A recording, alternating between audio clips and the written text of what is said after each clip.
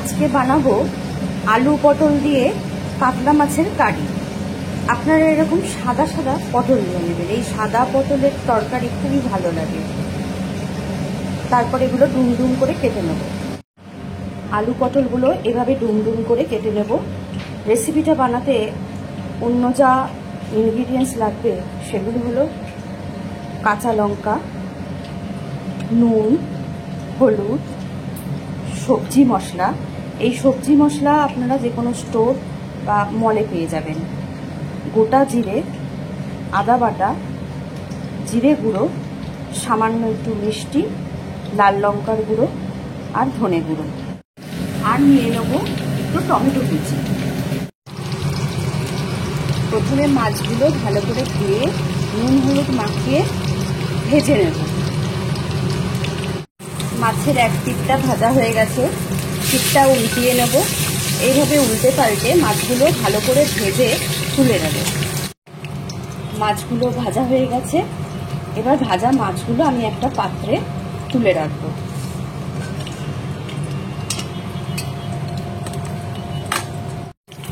এবার একটা কড়াইয়ে তেল দিয়ে আমি সব পটলগুলো দিয়ে দেবো।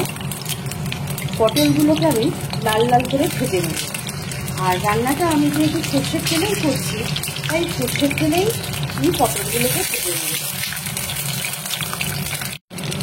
পটলগুলো আমার লাল লাল করে ভাজা হয়ে গেছে।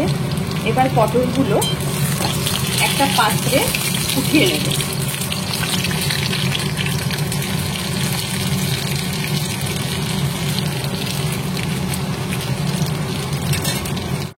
এবার কড়াইতে যে তেলটা আছে তার মধ্যে আমি গোটা জিরে দিয়ে দেবো।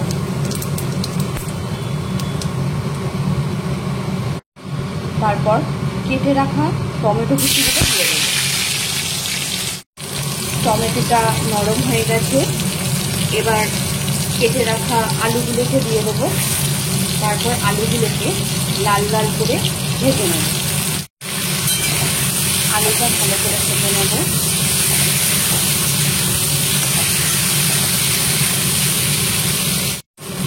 এরপর যে ইনগ্রিডিয়েন্টসগুলো আমি রেখেছিলাম সেগুলো সমস্ত কড়াইতে দিয়ে দেব।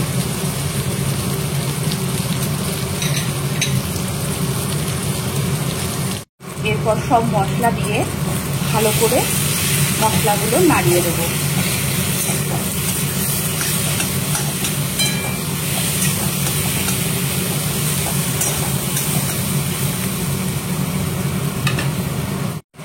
এরপর কাঁচা লঙ্কাগুলো আমি ভেঙে দেব। আমি যেহেতু খুব একটা ঝাল খেতে পছন্দ করি না, সেই জন্য কাঁচা লঙ্কাগুলো আমি বেটে দিলাম না। আপনাদের যদি ঝাল পছন্দ হয় তাহলে পরে কাঁচা লঙ্কাগুলো বেটেও দিতে পারেন। এরপর ভেজে রাখা পটলগুলোকে আমি মিশিয়ে দেব।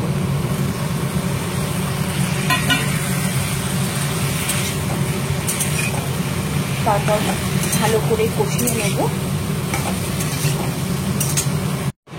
ভালো করে মশলাটা আমার কষা হয়ে গেছে। এবার আমি জল অ্যাড করে দেব।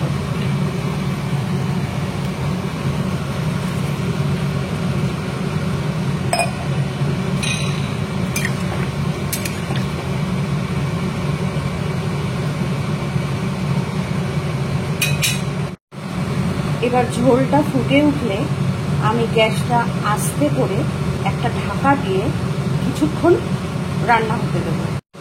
ঝোলটা ফুটে উঠেছে। এবার একটা ঢাকনা দিয়ে দেবো আর গ্যাসটাকে আস্তে করে দেবো। 5 মিনিট পর ঢাকনাটা উঠিয়ে নেব। ঝোল ফুটে উঠেছে। গ্যাসটা জোরে দিয়ে দেবো। এরপর একে একে ভাজা মাছগুলো আমি ঝোলে দিয়ে দেবো। এরপর ভাজা মাছগুলো ঝোলে দিয়ে আমি আরো 5 মিনিট ঝোলটাকে ফুটতে দেবো। ঝোলটাকে আরো 5 মিনিট ফুটিয়ে নিয়েছি যাতে মাছের ভিতরে ভালো করে ঝোলগুলো ঢুকে যায়। আমার পটল কাতলা কারি রেডি। কড়াই থেকে একটা পাত্রে আমি তুলে নিয়েছি। পটল কাতলা কারি গরম গরম ভাতের সাথে পরিবেশন করুন। রান্নাটা ভালো লাগলে চ্যানেলটাকে সাবস্ক্রাইব করবেন আর একটা লাইক করে দেবেন।